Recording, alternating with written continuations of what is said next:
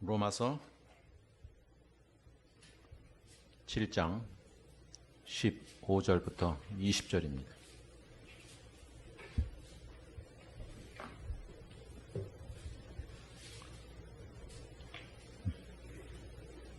내가 행하는 것을 내가 알지 못하노니 곧 내가 원하는 것은 행하지 아니하고 도리어 미워하는 것을 행함이라. 만일 내가 원하지 아니하는 그것을 행하면 내가 이로써 율법이 전한 것을 시인하노니 이제는 그것을 행하는 자가 내가 아니요 내 속에 거하는 죄니라. 내 속 곧 내 육신에 선한 것이 거하지 아니하는 줄을 아노니 원함은 내게 있으나 선을 행하는 것은 없노라.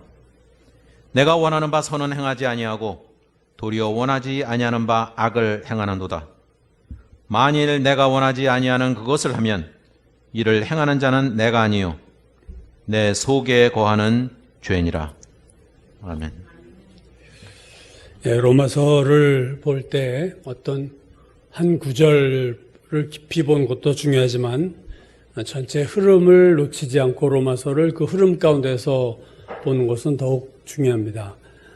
그래서 제가 자꾸 전체적인 로마서 말씀을 드리는 이유는 전체 흐름 속에서 오늘 본문이 어떠한 위치와 어떠한 상황 속에서 주어졌는가를 알아야 그 말씀을 온전히 알고 우리가 제대로 은혜를 받을 수 있는 거죠.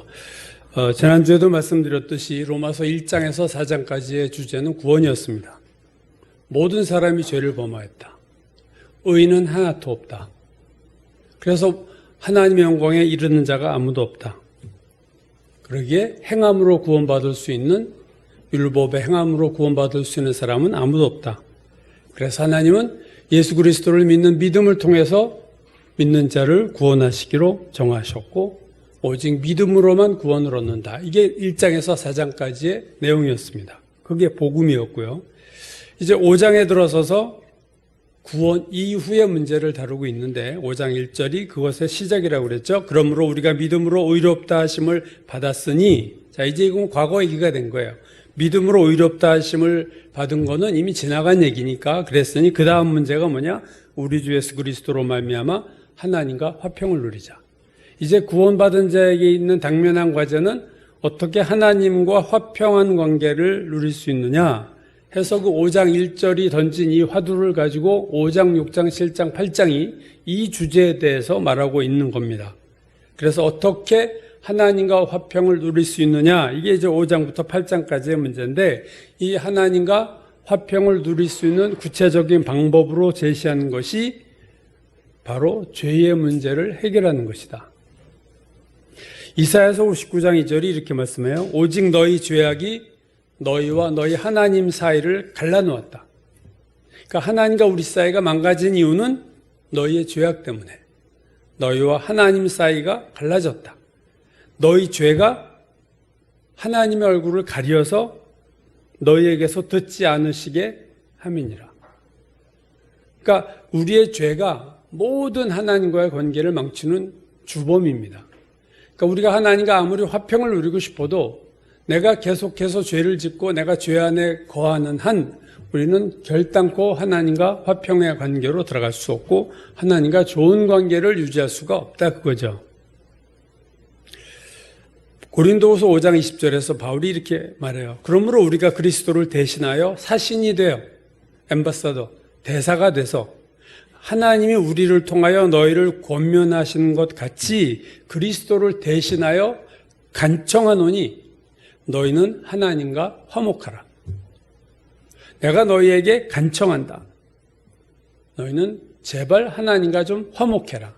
이 간청하는 대상이 믿지 않는 자가 아니라 고린도 교회 교인이에요. 이미 구원을 받은 자에게 하시는 말이죠. 너희는 하나님과 화목하라. 그러니까 예수를 믿고도 하나님과 화목하지 않은 관계가 얼마든지 존재하고 현실적으로 있다는 거죠. 그래서 하나님과 화목을 하려면 구체적으로 어떻게 해야 되느냐? 그건 죄를 회개하는 거예요. 그래서 이게 안 되면 모든 신앙생활의 뒤는 다 사실은 거의 정지된 것과 같다. 이렇게 보시면 됩니다. 진도가 안 나가는 거예요, 여러분. 죄를 회개하고 죄를 없이 하고 죄를 짓지 않고 죄를 지으면 바로 하나님 앞으로 돌아와야 돼요. 유턴을 해야 됩니다. 그래야 하나님 관계가 회복되고 하나님과 우리 사이에, 나 사이에 제대로 정말로 귀한 사랑의 관계가 되는 거죠. 자, 우리가 죄의 문제를 해결한다고 할 때 죄에는 제가 누누이 얘기했듯이 두 가지 문제가 있습니다. 하나는 죄로 인한 심판의 문제가 있어요. 페널티. 죄를 져서 그 죄의 싹은 사망이다. 로마서. 그러니까 죄를 어떻게 죄로 인한 심판을 내가 피할 수 있을까? 죄로 인한 심판을 피할 수 있는 것은 구원받는 길밖에 없어요. 그게 로마서 1장에서 4장은 죄의 심판의 문제를 해결하는 것입니다. 우리가 구원받음으로 더 이상 우리는 죄의 심판을 받지 않는 자가 된 거죠. 그게 구원받은 자가 누리는 최고의 축복이고 특권입니다. 그래서 이제 더 이상은 죄로 인한 심판은 없다. 쉽게 말하면 나 이제 지옥 안 가는 거죠. 구원받았다는 것은 죄의 심판이 없어서 난 더 이상 이제 지옥 간 사람은 아니다. 근데 죄의 또 다른 측면이 있는데 그것은 죄의 파워, 죄의 페널티의 문제가 아니라 죄의 파워의 문제인데 죄가 예수를 믿고 구원을 얻어도 내가 죄를 짓고 있단 말이죠, 오늘. 그 말은 내가 죄의 권세에 눌린 거예요. 내가 죄에게 진 거예요. 죄의 힘을 당하지 못하는 거예요. 그럼 어떻게 이러한 오늘도 구원을 받고 내게 죄의 심판은 없어졌지만 아직도 내 안에 역사하고 있는 죄로 인한 그 죄의 파워를 내가 어떻게 이기고 죄를 안 짓고 삶으로 하나님과 화목할 수 있는가? 이게 구원받은 자에 있어서 제일 중요한 과제인 거죠. 예수 그리스도를 믿을 때 죄의 심판은 벗어났지만 죄의 파워와 싸워 이기는 것은 아니에요. 예수를 믿은 후에도 많은 그리스도인들이 여전히 죄를 짓고 있고 죄의 파워에 눌려서 지고 있습니다. 그래서 이런 죄와의 싸움에서 어떻게 이길 수 있는가를 다루는 것이 로마서 5장에서 8장입니다. 하나님과의 화목하고 하나님과 화평한 관계는 죄와 싸워 이길 때에 가능하기 때문에 로마서 5장에서 8장은 어떻게 죄와 싸워 이길 수 있는가, 죄의 근본적인 정체를 밝히고 그것을 이길 수 있는 방법을 제시하고 있습니다. 마귀와 화평하면 하나님과 원수가 되고 마귀와 원수가 되면 하나님과 화평한 거예요. 야고보서 4장 4절 가늠한 여인들아 세상과 벗된 것이 친구된 것이 벗된 것이 하나님과 원수됨을 알지 못하느냐? 그런 중 누구든지 세상과 벗이 되고자 하는 자는 스스로 하나님과 원수되는 것이다. 내가 세상과 친해지겠다고 마음먹은 것은 내 스스로 나는 하나님과 원수가 될래 한 것과 똑같은 것이다. 그래서 양자택일을 해야 되는 거예요, 여러분. 세상과 친해지든지 아니면 하나님과 친해지든지. 그런데 많은 그리스도인들이 착각하는 것은 대충 죄 짓고 살면서도 하나님과 친해지기를 기대하고 하나님과 자기가 친하다고 생각하고 있어요. 그럼 그렇지 않습니다. 죄를 내가 계속 지으면서도 하나님과 화목하고 하나님과 친하다? 그런 건 내 생각이고 하나님은 아마 그렇게 생각하지 않으실 거예요. 그래서 하나님과 화평을 이루고 하나님과 화목하기 위해서는 내가 이 죄와의 싸움에서 승리하느냐 못하느냐 이게 이제 관건이 되는 거죠. 자, 죄와 싸워서 어떻게 이길 수 있는가에 대해서 우리가 앞에서 이미 살펴본 로마서 6장은 죄와의 싸움에서 승리할 수 있는 근거를 하나 제시했습니다. 이미 우리가 본 건데요. 자, 한번 화면을 봐주시면 로마서 6장 6절이죠. 우리가 알거니와 우리 옛사람이 예수와 함께 십자가에 못 박힌 것은 죄의 몸이 죽어 다시는 우리가 죄에게 종노릇하지 아니하려 합니다. 옛사람이 예수와 함께 십자가에 죽었다. 우리의 old self, 옛사람이 예수께서 십자가에 죽으실 때 같이 죽었는데 그렇게 하나님이 하신 이유가 뭐냐? 죄에게 종노릇하지 않게 하시려고 우리의 옛사람을 예수와 함께 십자가에 못 박으셨다 그거죠.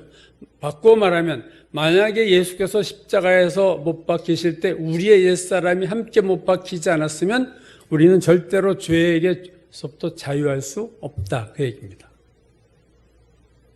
그러니까 종노릇하지 않을 수 있는 어떤 하나님이 근거를 마련해 주셔서 예수의 십자가 사건에서 우리의 옛사람을 함께 십자가에서 못 박으셨다. 이걸 갈라디아서 2장 20절도 말씀하죠. 내가 그리스도와 함께 십자가에 못 박혔나니 그런즉 이제는 내가 산 것이 아니다.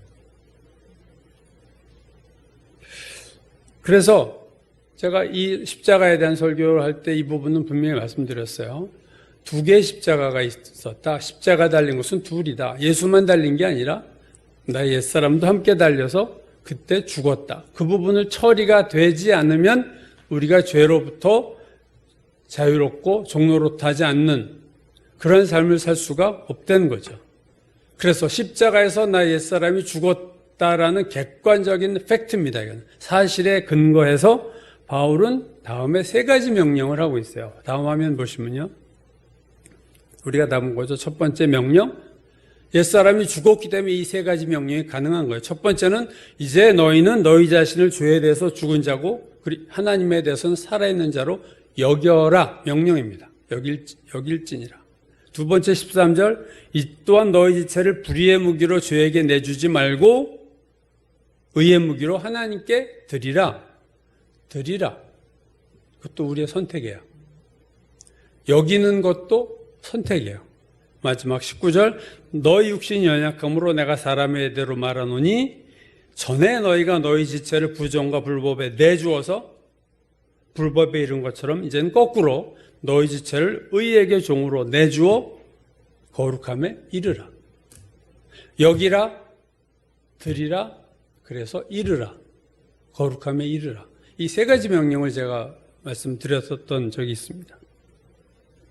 그러니까 로마서 6장은 옛사람이 죽은 십자가에서 내가 옛사람이 죽은 그 사실을 근거로 세 가지 명령을 하고 있어요. 여겨라. 너 이제 죽은 자로 여겨. 그리고 너의 몸을 하나님께 드리고 그래서 거룩함에 이르라. 자, 이렇게 하기만 하면 우리는 이제 하나님과 화평한 관계를 누리는 거가 되는 거죠. 구원받기 전에는 제가 앞에서도 여러 번 말씀드렸지만 절대로 우리는 선택의 자유가 없었어요. 내가 죄의 노예 노릇하고 구원받기 전에는 죄가 나의 주인에게서 묶여 있기 때문에 쇠사슬로 내가 스스로 뭘 선택할 여지가 없었지만 구원받은 이유는 그리스도께서 우리에게 자유를 주셨기 때문에 이제 내가 선택을 할 수 있어요. 하나님 쪽을 선택할 수도 있고 그 반대 죄를 선택할 수도 있어요. 오늘 여기라, 드리라, 이르라 이건 하나님을 향해서 너희가 선택을 하라 그 얘기예요. 물론 내가 그 반대로 할 수도 있죠. 구원을 받았지만 나를 죄에 대해서 죽은 자로 여기지 않고 살아요. 그렇게 살 수도 있어요. 나를 하나님께 드리지 않고 죄에게 계속 드릴 수도 있어요. 그 결과는 우리가 여전히 죄의 종노릇하고 살 수밖에 없는 거예요. 그래서 이제 로마서 6장만 보면 이제 죄와의 싸움을 이렇게 하기만 하면 되겠구나. 이젠 끝났네. 객관적인 팩트, 옛사람의 죽음이라는 객관적인 사실을 근거로 내가 죽은 자라고 그렇게 믿음으로 여기고 내 몸을 하나님께 의의 도구로 드리면 나는 거룩하게 되어 죄 짓지 않을 수 있구나. 이제 여기서 다 정리가 된 것 같았어요. 다 해결이 된 것 같았어요. 근데 7장으로 오니까 그렇지 않은 거예요. 오늘 본문 첫 절이죠. 15절, 7장 15절. 내가 행하는 것을 내가 알지 못하노니 곧 내가 원하는 것은 행하지 아니하고 도리어 미워하는 것을 행함이라. 자, 6장에서 승리하는 법이 이미 다 나왔는데 그렇게 하기만 하면 될 것 같은데 7장에 와서는 그렇게 내가 안 되는 거예요. 내가 이제 아는 대로 안 돼요. 내가 행하는 것을 내가 알지 못하노니 혼란에 빠지기 시작한 거예요. 불확실해졌어요. 로마서 7장에 나라는 인물은 내가 행하는 것을 내가 모르겠다는 거예요. 왜냐하면 내 내가 원하는 대로 움직이지 않고 내가 원하지 않는, 오히려 내가 미워하는 것을 행하고 있는 나를 보면서 야, 이제 나 도대체 이거 뭐야 모르겠어. 사람은 자기가 원하는 대로 행하게 돼 있어요. 그게 순리요 본능입니다. 내가 원하는 대로 먹고 싶은 걸 먹는 거고, 내가 가고 싶은 곳을 가는 게 인간이에요. 이브가 선악과를 따먹은 행동을 한 것은 따먹고 싶어서 따먹기를 원했기 때문 아닙니까? 그래서 따먹은 거예요. 사람은 그래서 뭐 원하는 대로, 물론 원하는 거 뭐 다 이룰 수 있는 게 인간이 아니지만 그래도 어느 범위 내에선 우리가 원하는 것을 할 수 있어요. 그런데 로마서 7장의 이 나라는 존재는 이게 바울이냐 아니냐 논란이 있지만 그건 중요하지 않다고 그랬죠. 근데 저는 이걸 바울이라고 봅니다. 다음 시간에 제가 그 부분을 말씀드리겠지만, 로마서 7장의 나는 내가 원하는 것을 내가 행하지 않는 것을 경험해요. 반대로 내가 원하지 않는 것을 행하고 있어요. 거기서 난 도대체 모르겠어. 이게 오늘 바울의 얘기거든요. 15절 다시 보면 내가 행하는 것을 내가 알지 못하노니 곧 내가 원하는 것은 행하지 않고 도리어 미워하는 것을 행한다.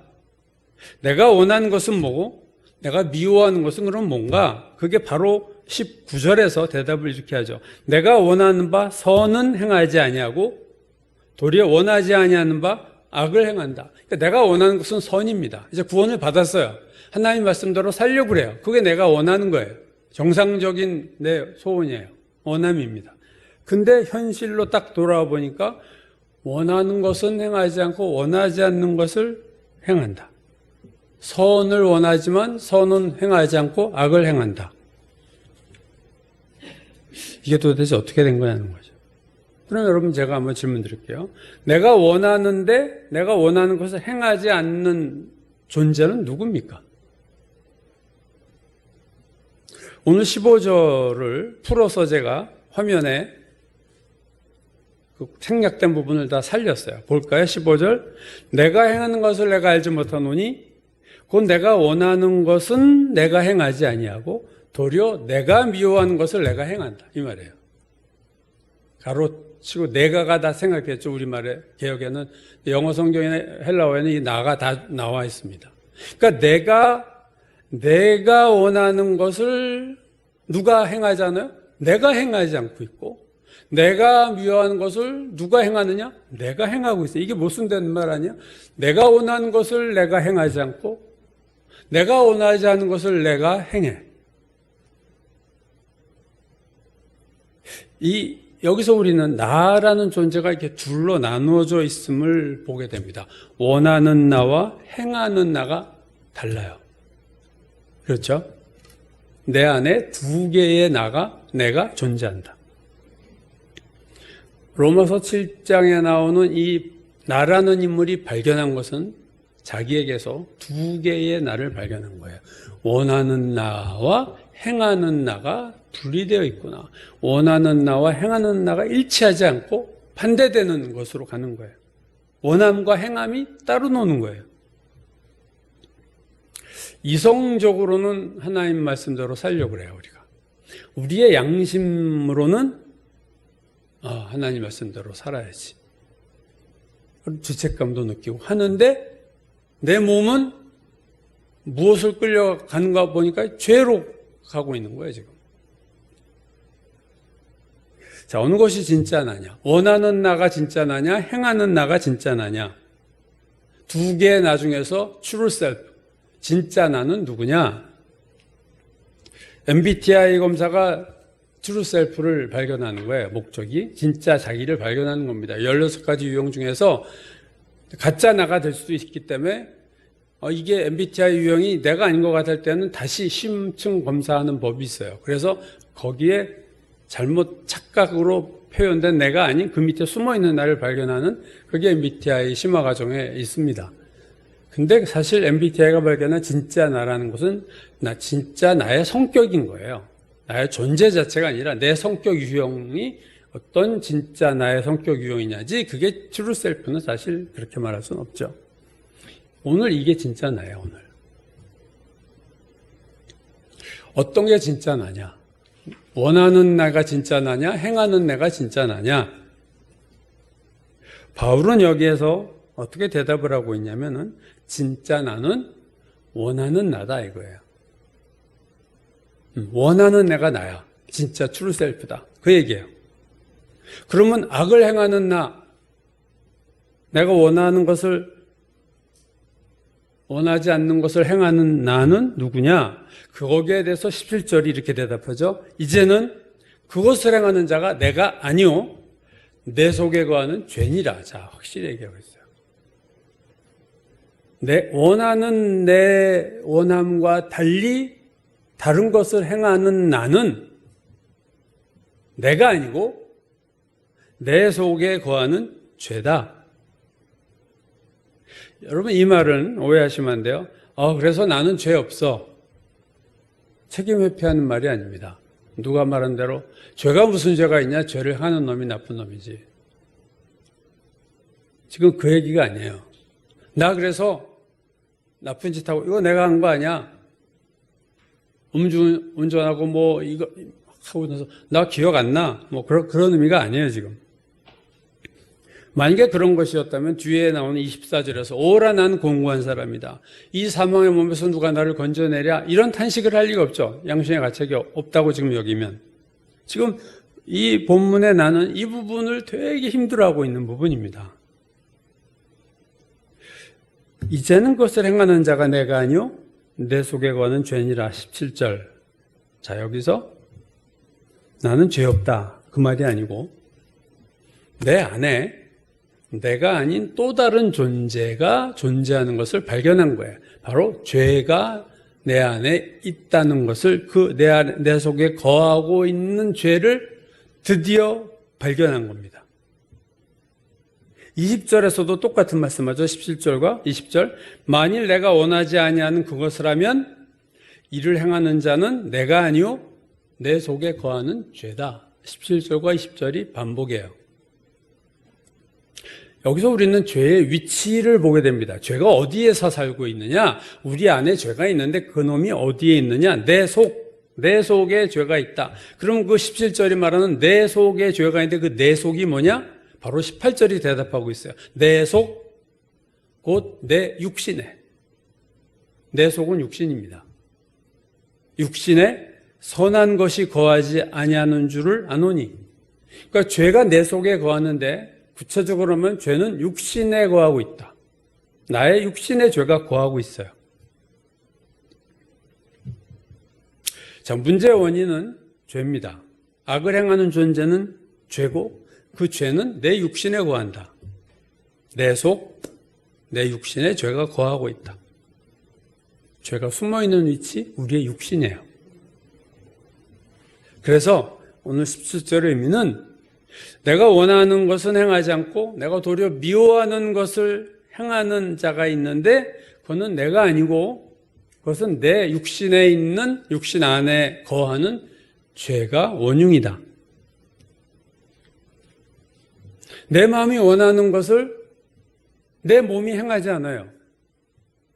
내가 오히려 내가 미워하는 것을 내 몸이 행해요. 그래서 내 몸으로 내 이 바디를 가지고 악을 행하게 하는 것이 누군가 봤더니 바로 죄라는 거예요. 근데 그 죄가 어디에 있나 봤더니 내 육신 안에 거하고 있다는 거죠.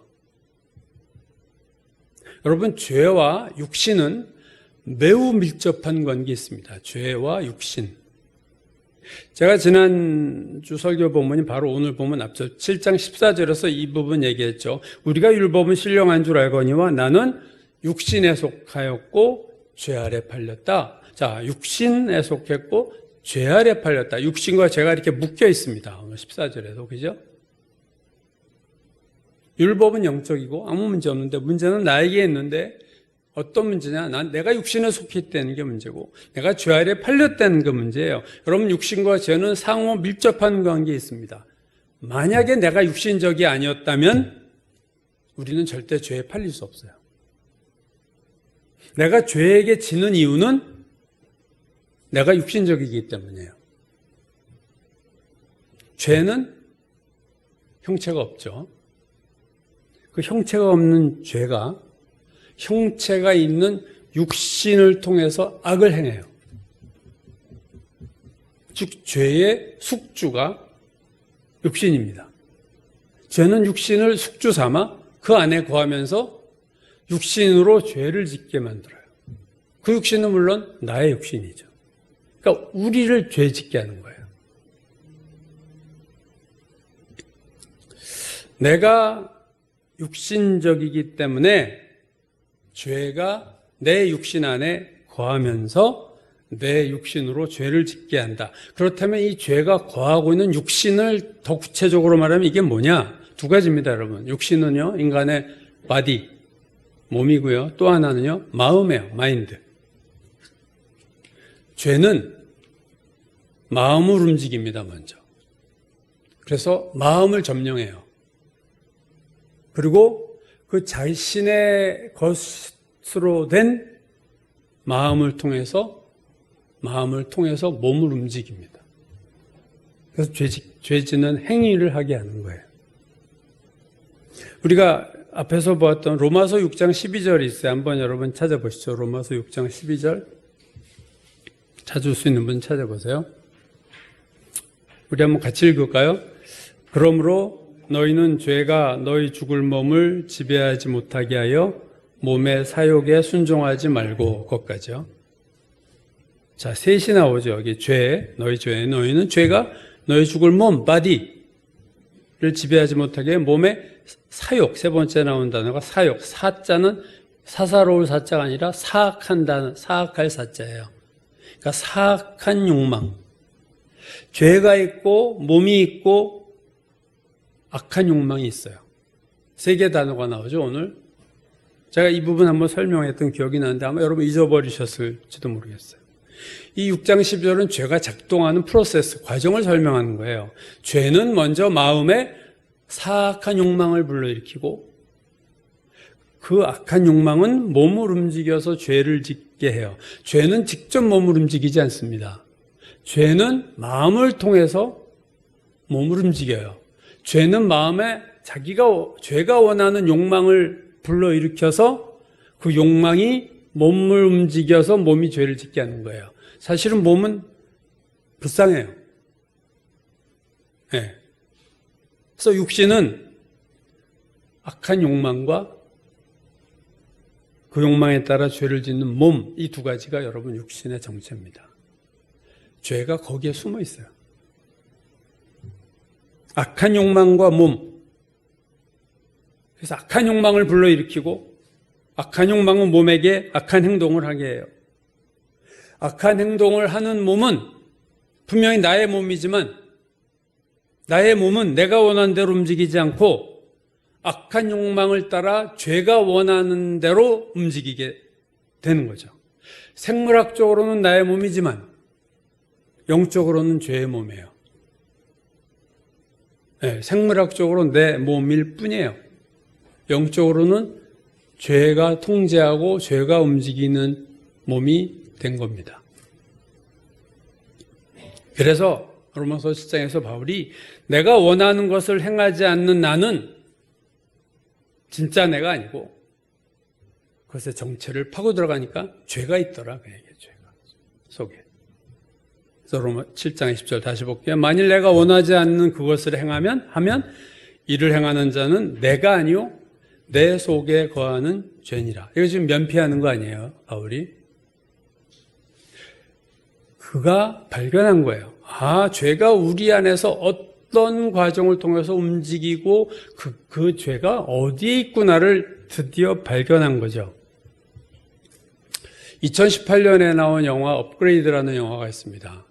그 영화를 보면은요, 그 신체 전신마비가 된 주인공이 이 목 뒤에 이게 스템이라는 일종의 그 거미 모양으로 된 컴퓨터 칩이에요. 칩을 이렇게 심어요.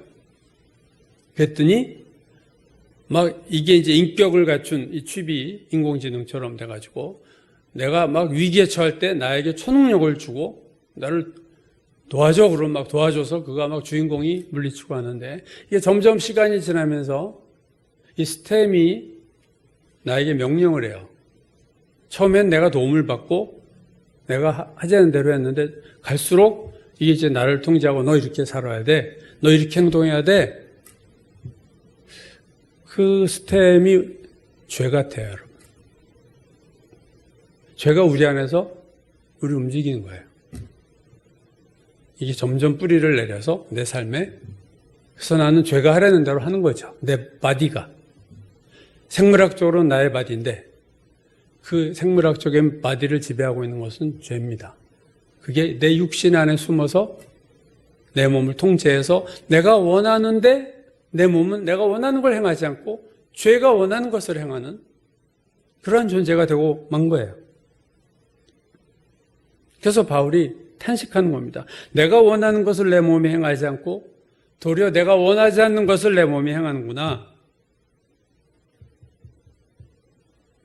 여러분, 죄를 구체적으로 짓는 것은 몸이죠.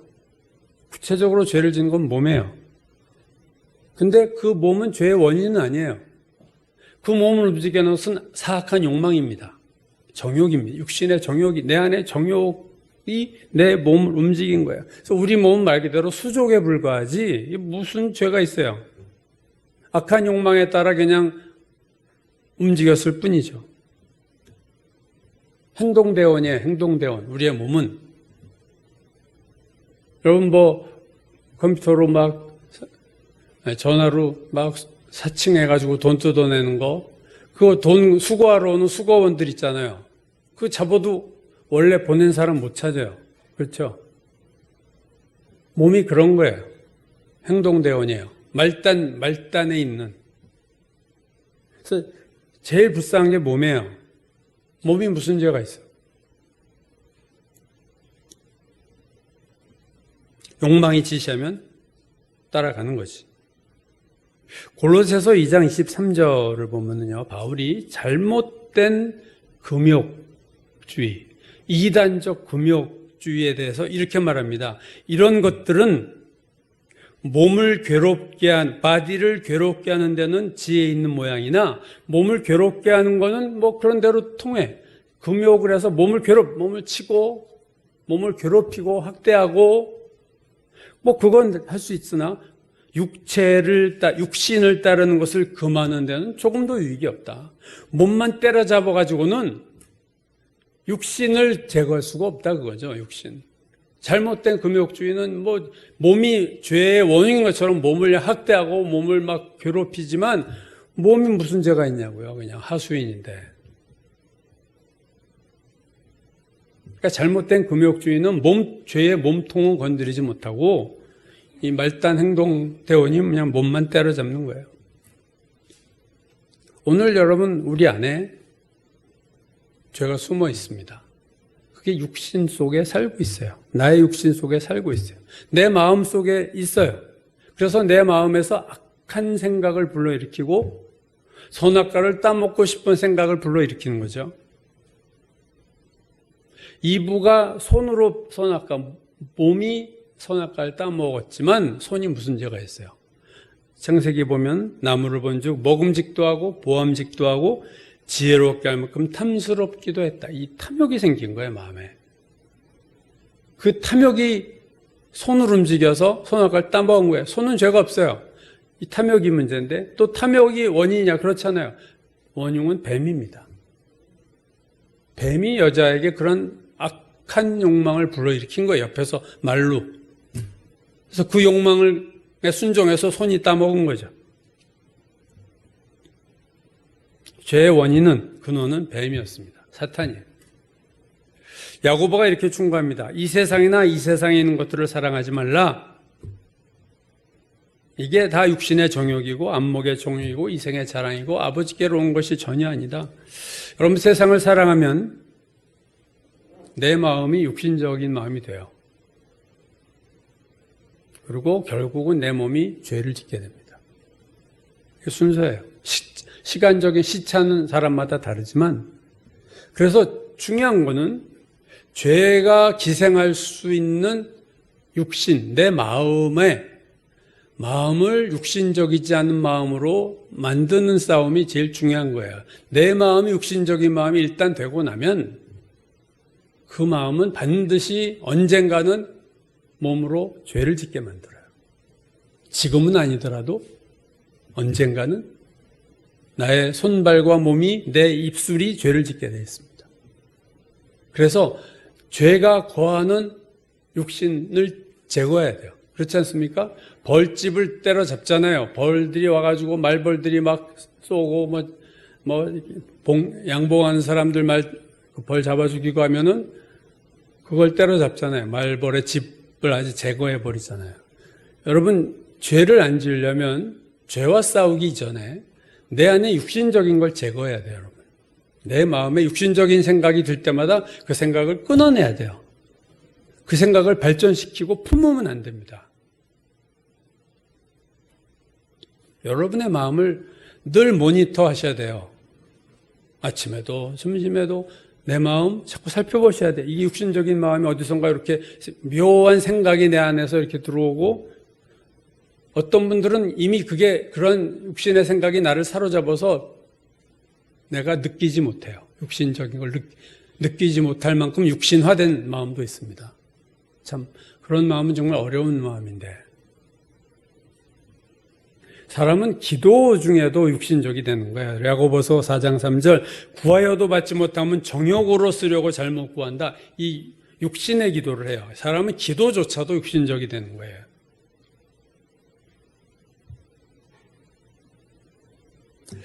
내 마음을 살펴보고, 사실은 몸을 살펴볼 필요가 없어요. 육신의 핵심 마음이기 때문에. 내가 이성적으로는, 멀쩡한 생각으로는 이건 이렇게 살면 안 되는데 하는데 내가 그렇게 살고 있어요. 그건 지금 그렇게 끌고 가는 것은 죄입니다. 그건 내가 아니에요. 그래서 우리가 죄는 지금 사망 언도를 받지 않았어요. 아직 죄가 활동하고 있기 때문에 죄를 죽일 수는 없지만 내가 육신을 죽일 수 있어요. 내 육신은 내가 죽일 수 있어요. 죄가 거할 빌붙을 여지를 주지 않을 수 있어요. 그게 내 선택이고 내가 할 수 있는 거고, 기도하고 하나님께 구하면 육신은 얼마든지 육신적인 것들을 제할 수 있어요. 그러면 내 안에 죄가 거할 데가 없어지기 시작하는 거죠. 그게 영적 싸움의 시작이요, 핵심이요, 본질입니다. 여러분, 죄를 행하는 나는 진짜 내가 아니고, 구원받은 자의 문제, 구원받지 않은 자는 그게 진짜 나겠지만, 구원받은 자에게 적어도 주님 말씀대로 살고 싶은 나, 그게 진짜 나예요. 트루 셀프예요. 근데 내 안에 가짜 내가 있는데, 그거는 죄가 만들어낸 육신의 정욕, 그것에 따라가는 내 죄된 몸, 이건 다 가짜 납니다. 여러분 속지 마셔야 돼요. 그래서 이러한 하나님, 나의 육신적인 나, 내 이 육신을 어떻게 이길 수 있는지, 육신을 어떻게 제거할 수 있는지 주님 도와주십시오. 주님을 붙잡고 하나님께 도움을 구하면 늘 그러하셨듯이 전능하신 하나님께서 여러분을 도와주시고 우리를 도와주시고 우리로 정말로 죄의 몸이 되지 않을 수 있도록, 악한 사악한 욕망이 내 안에서 사라질 수 있도록 우리를 구원해 줄 수 있는 줄로 믿습니다.